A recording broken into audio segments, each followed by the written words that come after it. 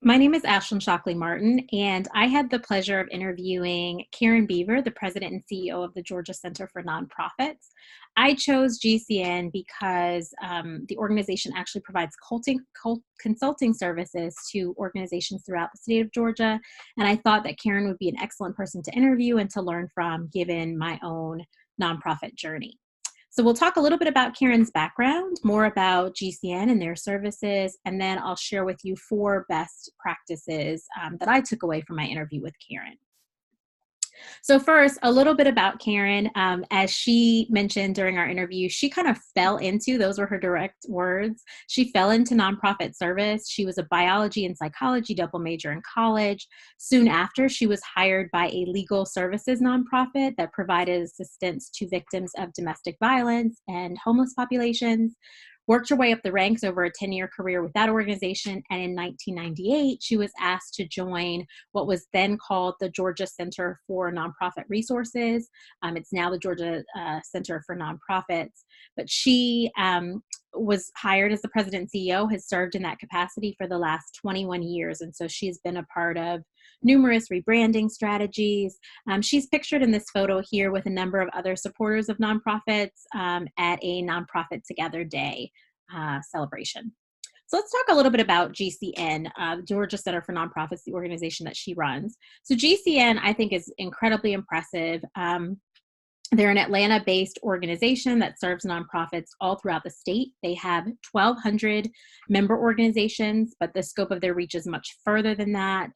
They are housed here in the Equitable Building, and so their office layout is kind of like a little bit like a WeWork.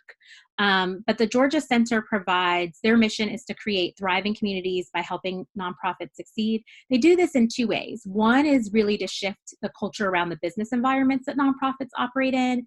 And then the second is to provide a range of services. So they provide Nonprofit University, which is a training program. It's a corporate university for nonprofit organizations. They offer 215 to 220 trainings annually, which I thought was quite impressive, given the fact that they only have a staff of 17 members that Karen manages. They also have a consulting program. They have about 115 annual engagements through that. It's revenue development, succession planning, executive search, financial management. And then my favorite is their social enterprise program. It's called Work for Good. It is a national hiring resource. And so they touch about 100,000 nonprofits, 300,000 nonprofit professionals annually. And it's really aimed at just connecting really great people with a passion with really great organizations. So I took away four best practices from my interview with Karen. First, I asked her about her biggest challenge as a nonprofit leader, and she talked about HR. She said it's really important that nonprofit leaders bring in the right people and find people that have the skill sets that she is looking for, people that are going to be go-getters, that are going to be passionate, that are going to be resilient, that are going to add a diversity of thought, and as she mentioned, a great sense of humor. But she, not only does she want them to thrive in that environment and at GCN, she wants to also help them to find the right nonprofit opportunities in the future. And so she's really trying to cultivate a culture where people can grow and learn and eventually leave. And she said that that's kind of one of her biggest balances, but that the culture piece is really huge for her. The second best practice was measurement matters. And we talked about how important it is to have metrics for assessing how successful a program or service is in advance of the implementation of that service. You don't want to be doing these on the fly, and you want to do this more so for the organization than for donors, because you want to be able to assess very quickly where things can be changed. She talks about how critical it is that you have stakeholder feedback. So you're not just getting performance evaluations from people who are on staff or people who are providing the service, but also from the people who are recipients. Really quickly, she mentioned the mission money matrix. In the left-hand corner, you'll see low mission, low revenue generated. That's a full stop. She says those are programs that GCN tells nonprofits to completely eliminate. In the top right-hand corner, that's your sweet spot. That's your star, where there's high mission, alignment, making good money. That's really where you want to be. If you're in this dollar sign or heart area, those are programs that an organization should consider on an ongoing basis. third best practice is to have a board engagement strategy.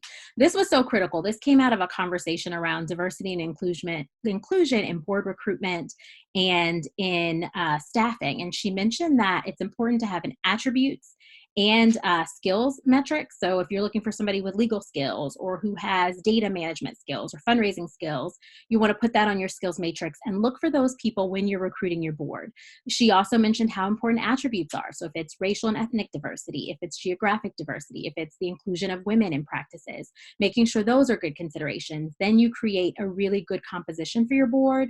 But the biggest takeaway I had was that she talked about how important it is to have check-ins with people and to create a plan for every board member. So some may have a lot of time and they can volunteer and be more engaged, but they may not have as many resources. In the contrary, you might have someone who has lots of resources, access to lots of money or capital or connections, but they don't have much time. So you need to create an individualized board engagement strategy. During board meetings, always check in, make sure everybody is feeling included, that no one has any dissension, because a lot of times the quiet folks on the board have the best ideas. And then the last best practice was around financial management. And she said her big takeaway is every nonprofit is a business, so have a very good budgeting process and really be checking in on costs to make sure that you are operating at a surplus. She didn't provide this budgeting process, but I did. I think it's really important to remember that it is a circular process. So you want to determine your timeline, kind of work together as a board or as staffers to agree on a budget approach. You want to draft your budget. You want to review it, you want to approve it, you want to be implementing it, but constantly being prepared to change or adjust as necessary so that you're always operating at a surplus. I really enjoyed speaking with Karen. I thought her perspective was really, really insightful, and I'm actually looking forward to taking a couple courses with Nonprofit University.